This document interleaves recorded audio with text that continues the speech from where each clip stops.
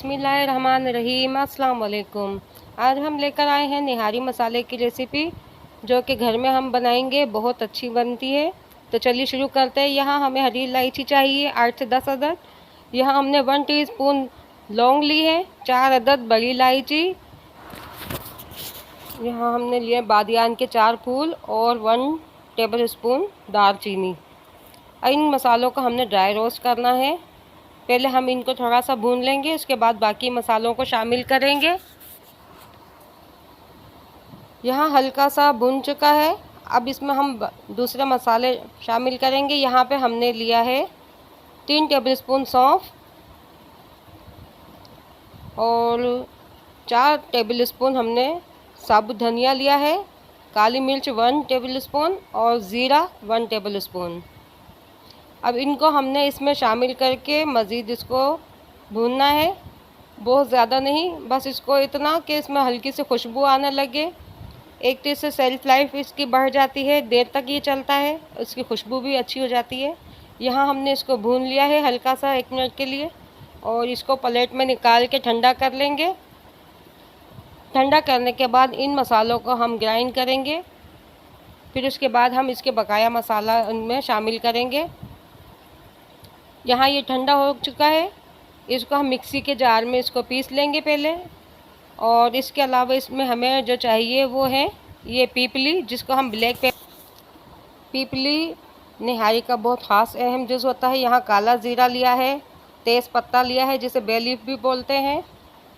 यहाँ पे हमने सौंठ पाउडर लिया है, जिसे ड्राई जिंजर भी बोलते हैं, खुश्क अदरक होती है ये, और जायफल जावित्री लिए है हमने।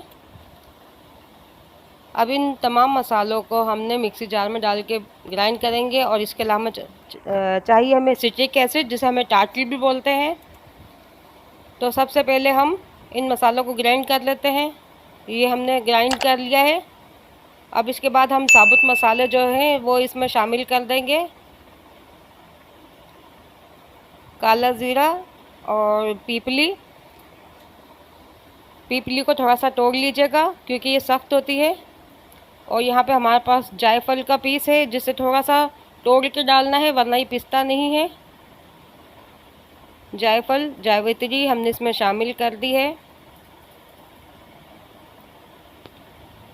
इसके बाद हमने ये सौंठ पाउडर भी इसमें शामिल कर दिया है। आपके पास साबुत है तो आप साबुत डाल लें, हमारे पास पीसी थी, हमने पीसी ले ली है।